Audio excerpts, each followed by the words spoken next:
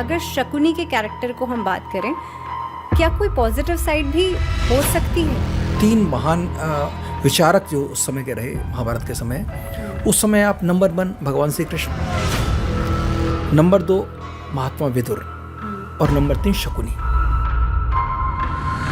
जब भी हम शकुनी का नाम सुनते हैं तो हमारे दिमाग में शतरंज के वो पासे आ जाते हैं। ऐसे में क्या उन पासों ने कोई टर्निंग पॉइंट दिया महाभारत में?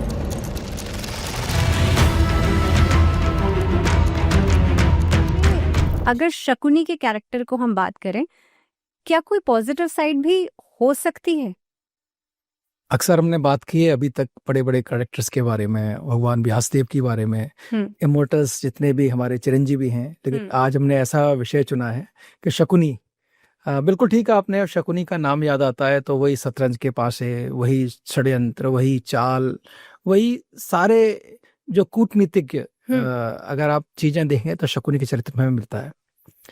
शकुनी अपने आप में एक बड़ी ही आप देखें तो एक ऐसा चरित्र है जिसमें बहुत सारे शेड्स हैं। जो शेड्स हमें दिखाई देती है सबसे ज्यादा उसकी वो है कि उसका जो नेगेटिव शेड है उसका वही हमें ज्यादा दिखाई गई और वही हम देखते रहे।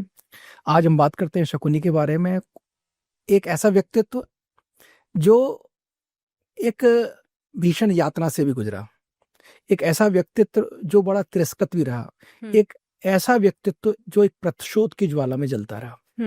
ऐसा क्या हुआ शकुनी के साथ, आइए बात करें उसके बारे में। एक राज्य है जिसको हम आजकल अफगानिस्तान कहते हैं, अपने आप में एक कंट्री है, देश है। इसका जो महाभारत के काल में जिसका नाम हुआ करता है, इसका नाम था कांधार। कुछ लोग कंदहार कहते हैं, इसका नाम कांधार था। कांधार का बाद में अपभ्रंश, ये इसको गांधार बोलने लगे और उसके बाद इसको हमने अफगानिस्तान कहना शुरू किया। ये अपने आप में बड़ा शक्ति संपन्न राष्ट्र था। उसी समय पर जब इनके पिता सुवल का वहां शासन हुआ करता था, शकुनी के पिता सुवल और इनकी माँ थी सुधर्मा, तो इनके सबसे छोटे पुत्र थे, सुवल के छोटे पुत्र, उनका नाम था शकुनी। इनके और भी भाई थे, इनकी बहन थी गांधारी।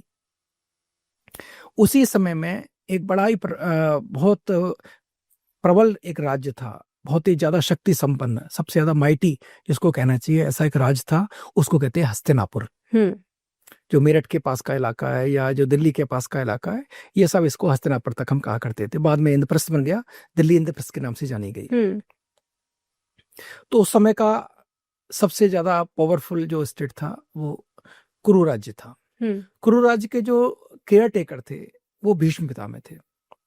भीष्म पितामह, क्योंकि इनके पिता ने इनको दायित्व दिया था कि आगे जो सिंहासन पर जो भी बैठेगा आप उसकी रक्षा करेंगे। प्रयोग से हुआ क्या कि उसका जो सबसे ज्येष्ठ पुत्र था वो था धृतराष्ट्र। धृतराष्ट्र आंखों से अंधे। अच्छा। उनसे छोटे भाई पांडु। पांडु के बारे में हमने पहले बात की हुई है कि वो अपहरण करके लाए काशी की राजकुमारियों का, 2 राजकुमारियों के साथ विवाह कर दिया। लेकिन अब धृतराष्ट्र तो अंधा है, उसके साथ शादी कौन करेगा, और उसकी जिम्मेदारी भीष्म पितामह की।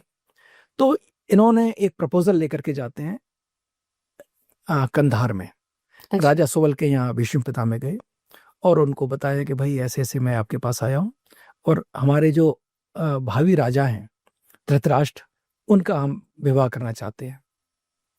अब भीष्म पितामह जैसा बलशाली योद्धा और वो किसी के पास अगर प्रपोजल लेके जाए, उसके प्रपोजल को ना करने का साहस किसमें हो सकता है। तो उन्होंने कहा कि नहीं, मैं अपनी पुत्री से पूछ के आपको बताऊंगा। पुत्री से पूछा गया, पुत्री प्रसन्न हो गई, ठीक है, इतने बड़े राज्य में मेरा विवाह होने वाला है। लेकिन भीष्म पितामह ने उसको बताया कि बाकी सब तो ठीक है, लेकिन मेरा पुत्र अंधा है। अच्छा। जब इन्होंने सुना इस बात को तो समय की नजाकत को देखते हुए और अपने पिता पर आए हुए आसन्न संकट को देखते हुए गांधारी ने हाँ कर दिया। गांधारी ने कहा जैसा भी है मेरा ये क्या कहना चाहिए, मेरा दैव है, मेरा भाग्य है, मैं उस अंधे के साथ भी रहने को तैयार हूं। तो उन्होंने विवाह को स्वीकार किया। ये सारी बातें जब उसके छोटे भाई शकुनी के सामने आई कि मेरी पिता विवश हैं, मेरी बहन भी विवश है, कहीं ना कहीं वो जो विवाह कर रही है वो एक एडजस्टमेंट ही है, वो इसके मन से तो स्वीकार नहीं करेगी किसी अंधे के साथ, नेत्रहीन के साथ विवाह करना। लेकिन ये कुछ कर नहीं सकता था। बहुत प्रयास किया समझाने का, लेकिन बात नहीं बनी और गांधारी ने स्वीकार किया धृतराष्ट्र को। तो इसके मन में एक टीस सी रह गई कि मुझे तो इनसे बदला लेना है। अच्छा। वो जो बदला है, वो रिवेंज है, वही सारी महाभारत है। अच्छा, तो ये रिवेंज शकुनी ने धृतराष्ट्र से लिया था। वस्तुतः ये जो रिवेंज भावना जी धृतराष्ट्र से नहीं, भीष्म पितामह से लिया गया। अच्छा। तो आप देखें, उसने किसी को स्पेयर नहीं किया, नाइदर पांडवास और नॉर कौरवास, किसी को नहीं छोड़ा, सबको मरवा दिया ना उसने। कोशिश ये थी सारे समाप्त हो जाए। समाप्त करने का अर्थ क्या है? मैं वही जो चोट मैं आज खा रहा हूं, इस चोट को मैं भीष्म पितामह को दूं, आजीवन दूं। अच्छा। इस पूरी प्लानिंग के साथ, इस मंतव्य के साथ शकुनी आकर के रहा हस्तिनापुर में। अच्छा जी। लेकिन उपाध्याय जी, क्योंकि मैंने कहा हर एक कैरेक्टर के अंदर एक नेगेटिव और एक पॉजिटिव, यानी कि एक पर्सनालिटी भी अगर हम देखें किसी भी इंसान की आज की डेट में भी, तो हर किसी के अंदर कुछ पॉजिटिव ट्रेट्स तो होते ही हैं जी। एक कूटनीतिज्ञ के तौर पर अगर देखा जाए, अगर आज की डेट में हम उस कैरेक्टर को देखें, तो क्या एक अच्छा कूटनीतिज्ञ जो है वो हो सकता है? बिल्कुल। देखिए, उस समय के जो 3 सबसे महान कूटनीतिज्ञ थे, जो 3 महान विचारक जो उस समय के रहे महाभारत के समय, उस समय आप नंबर 1 भगवान श्री कृष्ण, नंबर 2 महात्मा विदुर और नंबर 3 शकुनी। ये इस श्रेणी का व्यक्तित्व था। इसका जो मस्तिष्क था, इसकी जो विचारधारा थी, इसकी जो कूटनीति थी, इनके लेवल की थी। क्योंकि इसके चालों का जवाब समझते हुए भी कोई नहीं दे पाया करता था। भीष्म पितामह को पता था कि ये आदमी क्या करने वाला है, ये आदमी कहाँ हमें लेकर के जा रहा है, लेकिन वो अपने आप को विवश पाते थे। तो ये शकुनी का एक प्रकार से अगर उधर का देखा जाए चरित्र, तो ये अपने आप में बड़ा विलक्षण प्राणी था, जिसको कहना चाहिए। आपने कहा कि ये जो लड़ाई थी या ये जो रिवेंज था शकुनी का, ये सिर्फ पांडवों से नहीं था बल्कि सबसे था, भीष्म पितामह से था। जी। ऐसे में पांडवों से एक रिलेशन की बात की जाए, क्योंकि डायरेक्ट प्रहार तो उन्हीं पर किया जा रहा था। बिल्कुल, डायरेक्ट प्रहार जो था पांडवों पर था, लेकिन उसका इनडायरेक्ट जो असर था वो निश्चित ही कौरवों पे हुआ। उसका परिणाम क्या हुआ? कौरव वो तो डेस्टिनी हुई ना। एक डेस्टिनी भी कह सकते हैं और एक पूरी प्लानिंग भी कह सकते हैं इसको। डेस्टिनी तक ले जाने के लिए जो सहायता की वो जरूर शकुनी की। जैसे मंथरा, भगवान श्री राम का जब वनवास होता है तो उसमें मंथरा को या कैकेयी को हम दोषी मानते हैं, है तो डेस्टिनी, लेकिन कुछ पात्र ऐसे हैं जो उसके जरूर जिम्मेदार होते हैं। क्योंकि यहाँ पर हम कुछ ऐसे ट्रेट्स को भी एक्सप्लोर कर रहे हैं जो कि अगर हम महाभारत के जितने भी कैरेक्टर्स थे, लेकिन आज की डेट में देखा जाए तो उससे क्या हम पॉजिटिव रेलेवेंस जोड़ सकते हैं, क्योंकि कुछ ना कुछ तो सकारात्मकता होती ही है। ऐसे में शकुनी के कैरेक्टर को मैं चाहूंगी आप और थोड़ा सा एक्सप्लोर करें, और ये जानना चाहती हूँ कि यहाँ से हम क्या पॉजिटिव एंगल देख सकते हैं। जी, देखिए, शकुनी के चरित्र से तो लोगों ने एक बड़ा सुंदर सा रिश्ता है मामा का, साला, मामा, ये कुछ ऐसे रिश्ते हैं कि जो बड़े मधुर होते हैं, बड़े मधुर होने चाहिए। लेकिन लोगों ने शकुनी के नाम को जोड़ करके मामाओं को अगर कुछ बोलना है तो शकुनी मामा करके बोला जाता है, किसी को टीस करना हो तो। एक श्लोक भी, एक उक्ति भी कही जाती है, वो कहती है श्यालको ग्रह नाशकाश्च मातुलो कुल नाशका। साला अगर घर का नाश करता है तो मामा पूरे कुल का नाश कर देता है, अगर वो घर में आकर के रहे तो। अच्छा। हाँ, बड़ी प्रसिद्ध उक्ति रही है और इसका लोग अलग अलग स्थानों पर प्रयोग भी करते हैं, तो उसका क्रेडिट जाता है शकुनी को। लेकिन वो शकुनी का आप सोचिए कि ऐसा उसने क्यों किया, ऐसा क्या उसके मन में टीस थी कि इतना ज्यादा वो नेगेटिव हो गया। एक इतना विद्वान व्यक्ति जो कि चाल से भांप लिया करता था, एक ऐसा व्यक्ति जो मुंह खोलने से पहले समझ लिया करता था कि सामने वाला क्या कहने वाला है, और उसके पास प्रत्युत्तर तैयार हुआ करता था। ऐसा व्यक्ति ऐसा अदम कार्य करने के लिए और ऐसे नेगेटिव शेड में, ऐसे नकारात्मक दिशा में क्यों चला गया? ये कथा महाभारत की तो नहीं है, लेकिन अन्य स्थानों पर लोक कथाएं कही जाती हैं। कहते हैं कि गांधारी का जब जन्मपत्री किसी ज्योतिषी ने देखी, उसने कहा था इसका प्रबल मांगलिक दोष है। अच्छा। जिसके साथ इसका विवाह होगा वो नष्ट हो जाएगा। तो इसका निराकरण क्या हो? जैसा आजकल पंडित लोग या ज्योतिष लोग बता देते हैं कि एक विवाह और हो जाए, एक फेक विवाह जो किया जाता है वो कुंभ विवाह या कुंभ विवाह कहते तुलसी हैं। विवाह। हाँ, कुछ वृक्षों के साथ विवाह वृक्षों के करते साथ, हैं, हाँ। कुछ बकरों के साथ, कुछ भेड़ के साथ, ऐसा विवाह कर दिया जाता है। हम्म, तो कहते हैं इसका भी विवाह किया गया, एक बकरे के साथ इसका विवाह किया गया और अच्छा। बाद में वो बकरा मार दिया गया, जिसको या बलि दे दी गई, जैसे कभी प्रथा रही उस प्रकार की। अब एक प्रकार से गांधारी विधवा हो गई और ये पुनर्विवाह था धृतराष्ट्र के साथ जो विवाह हो रहा था। विवाह हो गया राजनीतिक कारणों से। अच्छा, भीष्म पितामह का कारण ये था, अपने राज्य को सुदृढ़ बनाने के लिए, उसकी सीमा विस्तार करने के लिए इन्होंने बड़ी कूटनीतिक चाल चली। अफगानिस्तान जो बहुत दूर स्थान पर है, भारत से बहुत दूर पड़ता है आज भी, तो उस स्थान पर भी हमारा प्रभुत्व है, इसलिए उन्होंने कूटनीतिक समझौता किया, एक विवाह किया, इसके तहत भी एक कार्य किया गया। अच्छा। धृतराष्ट्र के साथ गांधारी विवाह होकर के आ गई और उस स्त्री ने, आप देखिए उस लड़की ने, उस समय तो युवा ही रही होगी, लड़की रही होगी, उसने कितना बड़ा त्याग किया। उसने कहा मेरा पति अगर संसार को नहीं देख सकता, संसार की सुंदरता को मेरा पति नहीं देख सकता, तो मुझको भी देखने का अधिकार नहीं है। उसने अपनी आंखों पे पट्टी बांध ली। कितना त्यागपूर्ण जीवन। और उसने इस पट्टी को पूरे जीवन काल में मात्र एक बार हटाया। उसके अलावा पूरे जीवन काल में विवाह से लेकर के और अंतिम जहां चिता में उसने प्रवेश किया, वहां तक उसने आंखों से पट्टी नहीं हटाई। कितना बड़ा उसका त्याग रहा है गांधारी का। और उसका इतना ओज था गांधारी का, जिसके शाप मात्र से ही सारे भगवान श्री कृष्ण के खानदान का नाश हो गया। ऐसी थी गांधारी। अच्छा जी। तो जब गांधारी का विवाह हुआ, धृतराष्ट्र के पास आए, तो बातों बातों में ये पता लगा कि उसने मजाक में बोल दिया होगा कि मैं तो विवाहित हूं, मेरा एक पुनर्विवाह हुआ है। धृतराष्ट्र जो था, ऐसे लोग जो विकलांग होते हैं, दिव्यांग होते हैं, उनके मन में कहीं ना कहीं टीस होती है। ठीक है, वो सोचते हैं कि लोग मुझ पर दया करते हैं, और उनको, और इस इतना बलशाली, धृतराष्ट्र बहुत बलशाली था, बाहुबल बहुत जबरदस्त था, कहते हैं हजारों हाथियों का बल उसके अंदर था, लेकिन उसके अंदर एक ही ये था कि मेरे तो आंखें नहीं है।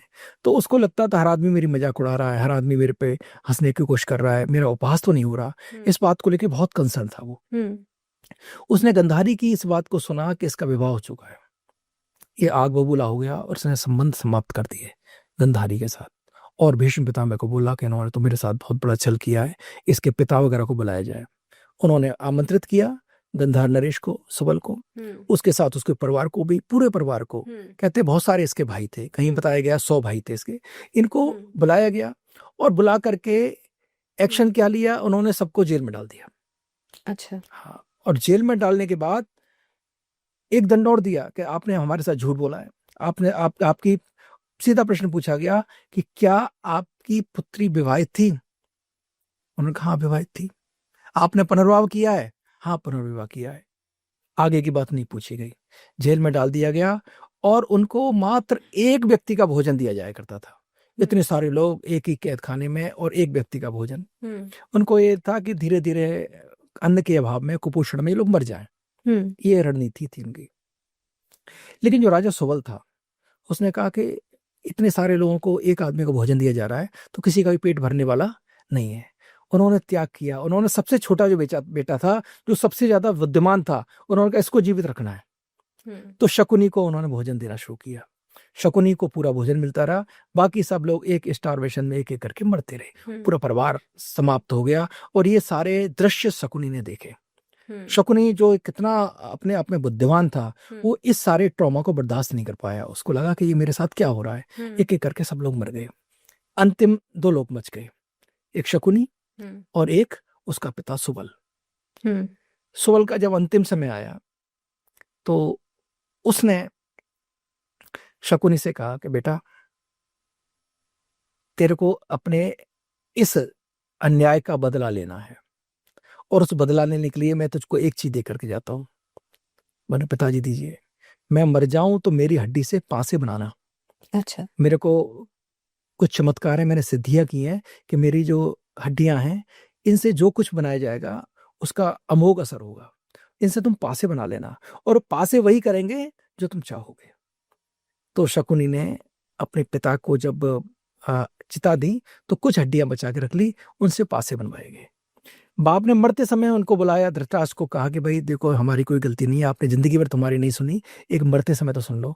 हमने विवाह इसका ऐसे नहीं किया था, एक बकरे के साथ इसका विवाह किया था, और आपने इसके लिए हमें कितनी बड़ी सजा दी।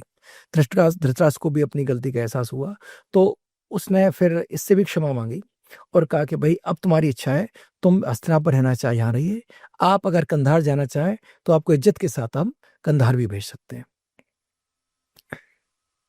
क्योंकि इसके मन में संकल्प था कि मैं इन्हें बर्बाद करूंगा, तो इसने एक बहुत बड़ा कार्य किया जो आदमी सोच भी नहीं सकता।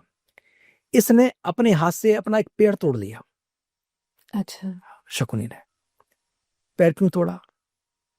उसने कहा मेरा टूटा हुआ पैर मुझे याद दिलाता रहेगा, मुझे प्रतिशोध लेना है, मुझे इन पासों की चालों को बहुत दुरुस्त करके रखना है, बहुत ज्यादा प्रभावी बना के रखना है, इसलिए मैं अपनी चाल खराब कर दूंगा। जब मेरी चाल खराब हो गई तो मुझे अगली अगली चाल याद रहेंगी, मुझे इनके साथ क्या क्या चालबाजी करनी है, किस तरह से चाल चलती है। तो ये शकुनी का रिवेंज था, ये उसका प्रतिशोध था कि उसने पूरी की पूरी डायनेस्टी को खत्म कर दिया, कुरु डायनेस्टी को खत्म कर देने का संकल्प कर लिया। तो उसके मन में ना तो हमदर्दी थी अपने भांजों से, अच्छा, ना ही हमदर्दी थी पांडवों के साथ।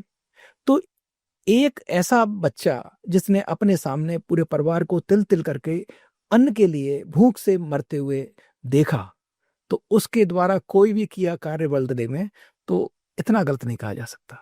तो बाधिया जी, यहाँ पे क्या ये कहा जा सकता है कि शकुनी का अपनी फैमिली के साथ एक जो बॉन्ड था, वो जाहिर सी बात है, आपने कहा कि बहुत हद तक ट्रॉमा, और शायद ये ट्रॉमा झेलना हर किसी के बस की बात भी नहीं है, लेकिन उसके बावजूद भी एक पॉजिटिव साइड मुझे लगता है कि डिटर्मिनेशन, इतना डिटर्मिनेशन होना कि अपना खुद का पैर तोड़ लिया और उसके बाद उस जो सोचा है, जो संकल्प लिया है, उस पर ताउम्र रहना, ये अपने आप में बहुत बड़ी चीज थी। बिल्कुल। आप ये देखिए उसके प्रतिपक्ष में कौन लोग थे। उसके प्रतिपक्ष में विदुर, इतना बड़ा नीतिज्ञ, विदुर नीति जिसने बनाई, जिसके नाम से एक नीति को जाना जाता है, एक शास्त्र को जाना जाता है विदुर नीति, ऐसा व्यक्ति उसके सामने अपने मन की बात करवाना, ठीक है। महाभारत से पहले भगवान कृष्ण का आगमन हुआ और भगवान कृष्ण के भी प्रस्ताव को ठुकराना कोई बड़ी बात है क्या? भगवान कृष्ण जो कि स्वयं गीता के उपदेशक रहे, भगवान थे जो, और उनके समक्ष एक ऐसा व्यक्ति खड़ा हुआ है, वो भगवान के नहीं चलने दे रहा, उसने अपनी चलाई, तो अपने आप में कितना विद्वान व्यक्ति रहा होगा। आप सोचिए इसको। यहाँ पे एक बात और समझने वाली है कि हमारे साथ कौन खड़ा है, हमारा सलाहकार कौन है, ये हमारी डेस्टिनी को तय करता है। अर्जुन के जहां सलाहकार भगवान श्री कृष्ण कृष्ण और दुर्योधन के सलाहकार शकुनी है।